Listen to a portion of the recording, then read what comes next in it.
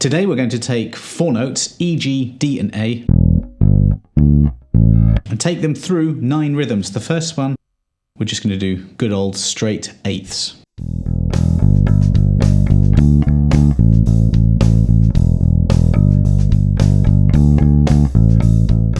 Those 4 notes beamed together are 4 eighth notes, and you have 8 of them in a bar of 4/4. This is a very common rhythm, one that you, I'm sure, are aware of. That's 1 bar of it.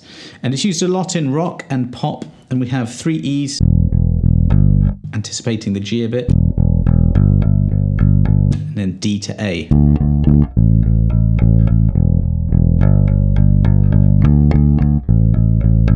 It's not quite as easy as it sounds, because when you play eighth notes, you don't want any discrepancies in volume or tone, so you've got to be really even with that. The next one looks almost exactly the same, but now we have a shuffle rhythm, where instead of straight eighths being this, we have a shuffle where it's this. Very commonly associated with blues.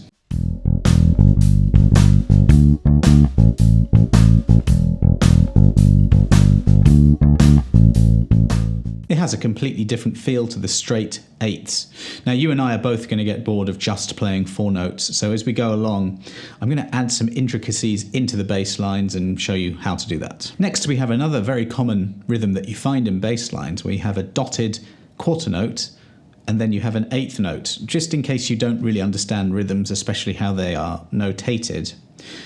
You have a 4/4 bar like we have here. That's probably the most common time signature. And that means that you have 4 quarter note beats per bar. 1, 2, 3, 4. Each one of those is a quarter. 1, 2, 3, 4. If you see a dot after a note, all that means is to add half the value of the note on. So a quarter note is 1 beat. So you add half of that on. So it's 1.5 beats. And at this point, we're probably counting in eighths. And I mentioned that before. We have 8 of them in 1 bar. 1, 2, 3, 4, 5, 6, 7, 8. And 2 eighths make up a quarter, so it's a little bit of maths, but once you get your head around it, it's quite easy. So if we count that like this, these are eighth notes. You have 3 eighth notes in the dotted quarter, and then you have an eighth note, so it's da, ba. It's this rhythm, 2, 3, 4.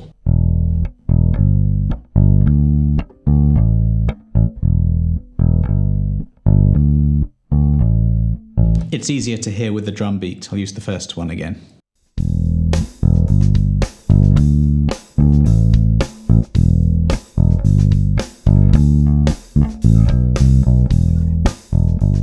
That's the first time I've added in some more notes, so the title is slightly misleading because I'm going to use more now. Quickly to explain what's happening here, every single one of these bass lines is using those 4 notes, and they are root notes of a chord. The chord progression is E minor to G, G major, D major to A minor. And the key, you can see the 1 sharp at the beginning, tells us we're in the key of E minor, this. Now just very basically, without getting into too much music theory at all, we can embellish our line using more notes or more rhythms or bass techniques. So what I did there was stuck to simple root notes, and at the end did something melodic by using notes from the scale, the key, E minor. You need to know any scale on bass in lots of different positions and directions, so that if I'm on an A here, I can just reel off the notes of the key from there without having to go somewhere else that's the only place I know. So just make sure that you practice scales everywhere. All of those notes belong to the key, so I can use any of them in this bass line. There are other things to think about as well, but I'm going to keep it that simple for now.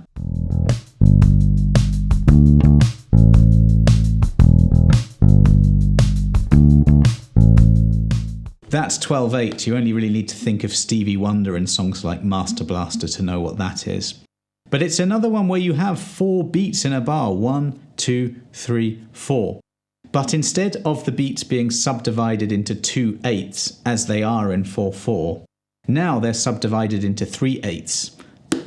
That's that, 1, 2, 3. So it's like 1, 2, 3, 4, 5, 6, 7, 8, 9, 10, 11, 12. I don't recommend you count like that. You just tap your foot in any time signature, odd or not. You just tap your foot, 1, 2, 3, 4, and subdivide. In this case,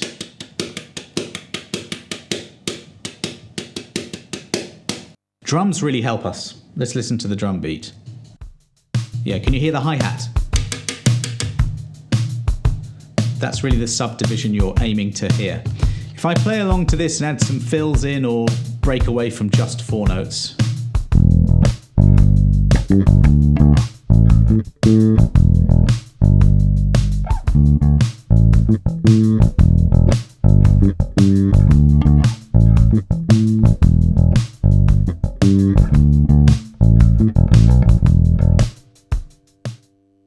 I'm not going to go too much into this because that really is probably a whole lesson over creating a groove over a 12/8 bass line. Let me know in the comments below if you want me to do that. I'm going to move on now. All of these dots under the notes mean staccato, and that means to play the notes short and detached. So if you didn't have any staccatos, you'd play this with, and you get a driving feel with this drum beat.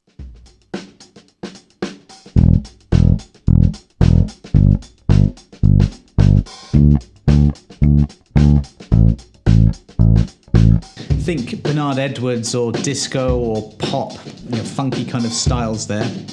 You can add notes in.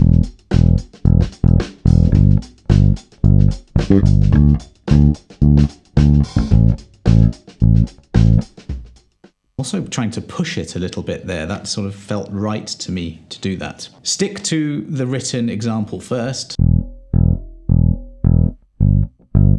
Playing in time, that's what we're aiming for.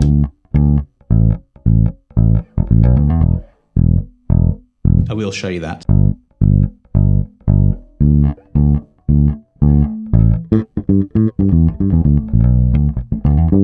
In any of these notes here, I'm at the last bar here. That's a good place to put in a fill. I'm on the A minor chord. You could just not think about any of that, what I was doing here actually. E minor pentatonic, it's just a good scale for bass fills. In this position I find myself in, it's fret 5, 7 on the E, the A and the D strings. So if I zero in on that last bar,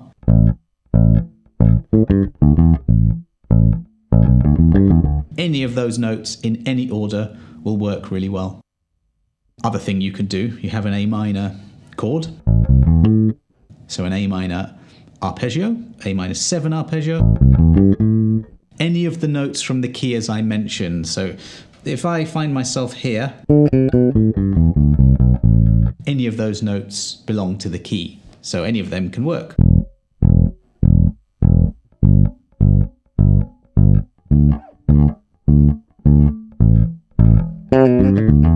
Any of those notes. So if I'm practicing, I might find a fill I like, knowing that I have to land on the E, beat 1, bar 1, like I didn't do there.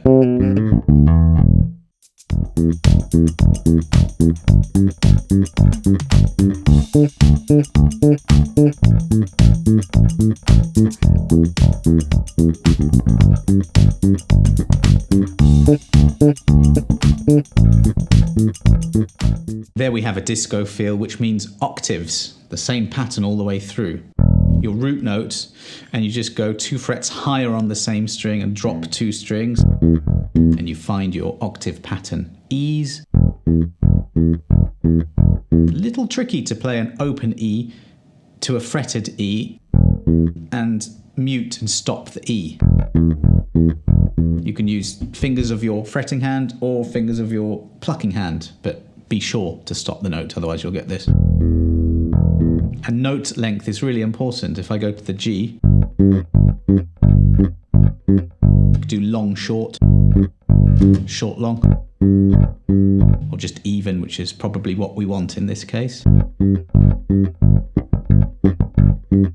I did that. Just flatten the fingers, not pressing down, you'll get a percussive sound if you pluck. It's a ghost's note. You can rake, doing that.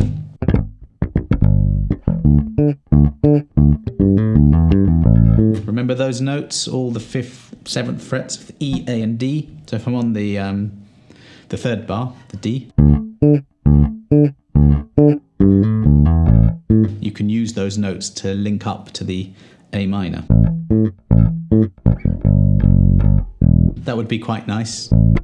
A, G, F sharp, G, leading back to the E again. Again, just notes from that scale. That's how your knowledge of theory and scales and patterns on the bass will help you make up bass lines, because bass lines are made up from these things. Here we have triplets, 8th note triplets. I'll play it first of all without any drum beat or metronome.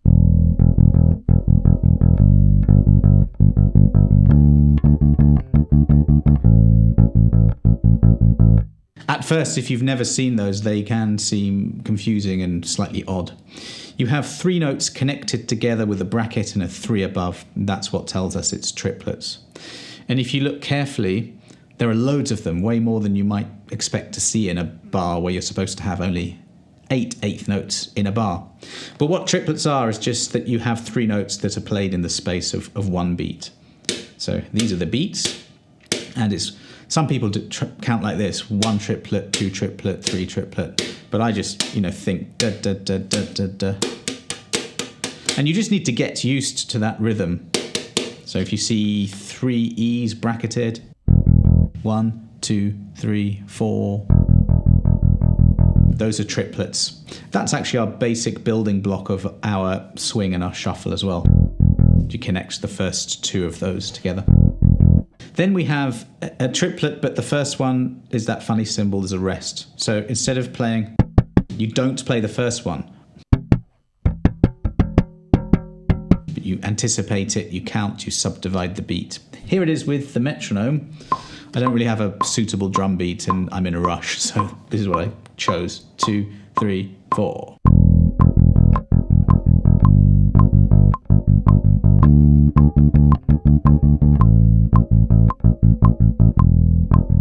In a rush because I've got to pick my daughter up. That's kind of my main job, and then I just make YouTube lessons around that. We've got a couple more, and we're moving into the territory of 16th notes, where rhythms play a really important part in building a solid and sophisticated bass groove.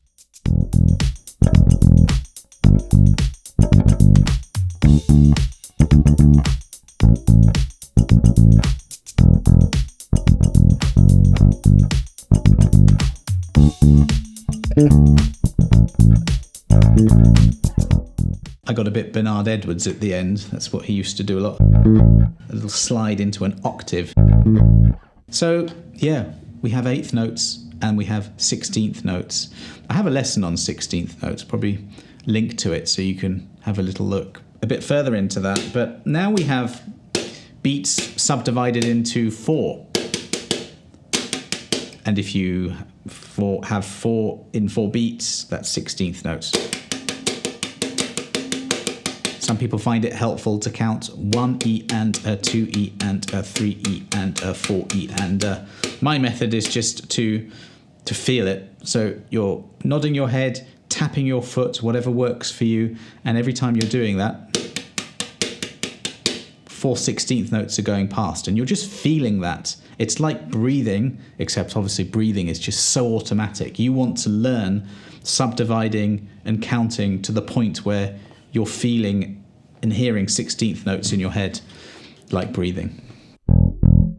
All the beats, really, so this is a good practice thing to do. So just no metronome, I'm tapping my foot. You can use a metronome to help you if you want.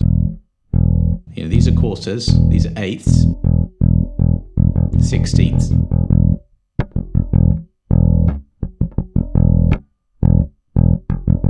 Sixteenth note rhythms tend to be quite complicated, or more complicated, obviously, than long notes.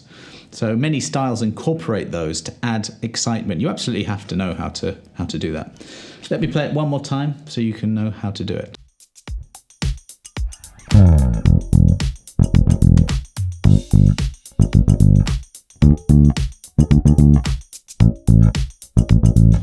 rhythms are the same. Once you get it, you get it.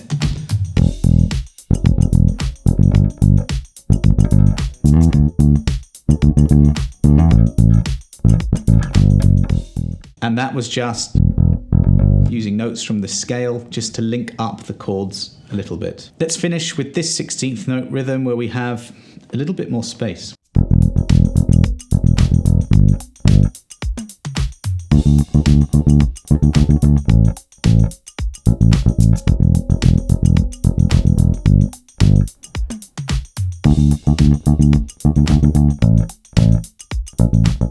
That's obviously a lot more complicated than the first rhythm, which was just straight eighths. But the principle of rhythms, I think, is the same, especially if you look at it notated. You just have beats flying past, and then it's just a question of can you subdivide them. Eighths, 1 and 2, da, da, and 16, da, da, da, da, da, da. Triplets, 3 in every beat. So it's just up to you to listen to music and to try and decipher what rhythms are happening. Listen to James Jamerson, loads of 16th notes going on. One of the greatest bass players ever, Anthony Jackson, died this week, and listen to his playing. He just had an amazing command of rhythm in his time feel, and just being able to play any rhythm, any note at any time, just an incredible bass player. That's what I aspire to, still so much work to do, to be able to just play anything at any time and listen to those players, and you're not going to go far wrong. Thanks very much for watching. If you do have any questions or want me to do any follow-up rhythm lessons, let me know. But speaking of another rhythm lesson to watch, I'll put one right here. See you next time.